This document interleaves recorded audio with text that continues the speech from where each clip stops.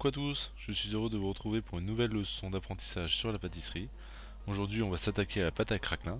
Donc la pâte à craquelin est une pâte que l'on dépose sur le dessus de la pâte à choux avant cuisson pour donner un effet craquelé après cuisson. Donc ça fait un effet assez sympa, vous voyez sur ces images. Donc allons-y. Donc pour cette pâte à craquelin, nous avons besoin de 150 g de beurre ramolli, 185 de cassonade blond et de 185 g de farine.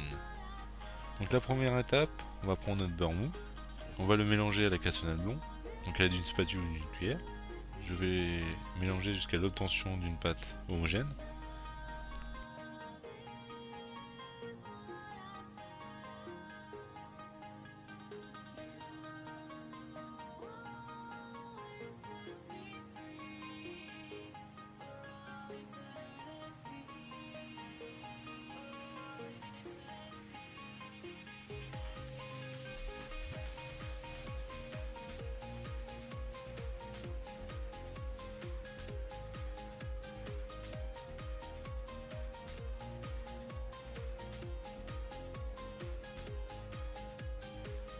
Une fois que votre pâte est homogène, on va verser ensuite de la farine.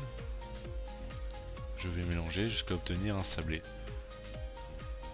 On appelle cette action sabler la pâte.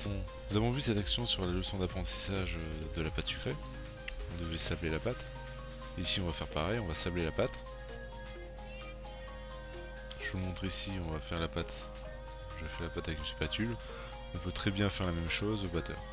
Avec une feuille, vous prenez le batteur, vous prenez l'ustensile qui s'appelle la feuille, vous faites tourner en première, vous faites exactement pareil. Donc aujourd'hui nous voyons la pâte à craquelin. Je vous enverrai sur le lien de ma vidéo sur la pâte à choux, que j'ai déjà faite dans une vidéo normale avant le programme d'apprentissage. Donc je vous invite à la regarder, je vais vous mettre le lien en bas de la vidéo. Donc après la pâte à craquelin, nous verrons dans une prochaine leçon d'apprentissage sur la pâtisserie comment dresser la pâte à choux, en dressant des choux et en utilisant justement cette pâte à craquelin.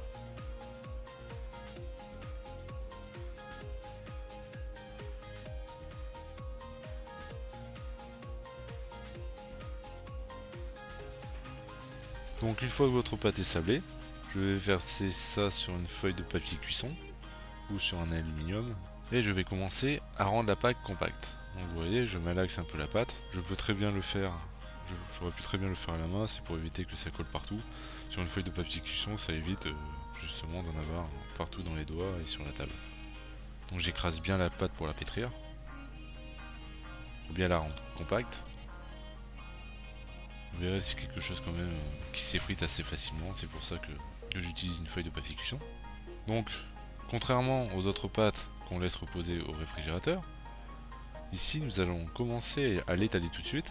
Donc je reprends une feuille de papier cuisson, une feuille d'aluminium. Donc c'est quand même mieux une feuille de papier cuisson, une feuille d'aluminium, ça va un peu se déchirer. Bon, si vous n'avez rien, tentez avec une feuille de papier d'aluminium. Donc je prends un rouleau à pâtisserie et j'étale. Donc il faut obtenir une pâte fine, à peu près à 2 mm d'épaisseur. Le fait d'étaler entre deux feuilles de papier cuisson, ça évite justement sur la table de rajouter de la farine et que ça colle partout sur le rouleau. Parce que vous verrez, c'est quand même quelque chose, c'est une pâte assez collante. Le papier cuisson est une feuille de papier anti-adhérente, donc ça facilite les choses.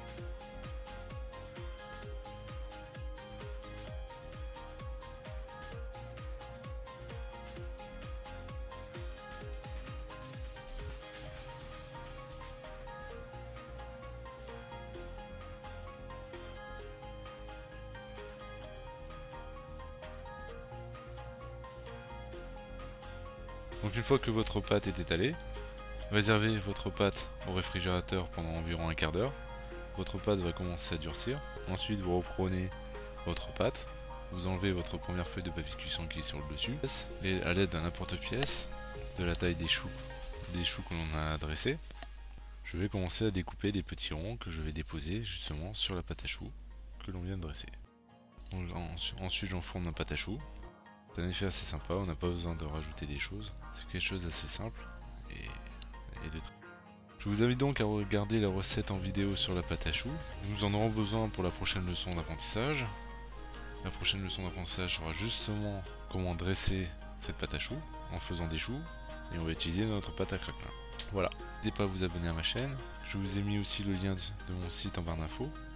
Vous pouvez y retrouver toutes mes recettes en vidéo, astuces, programmes d'apprentissage. Il y a tout ce qu'il faut, sur le site. N'hésitez pas à me rejoindre sur mon Facebook et mon Twitter.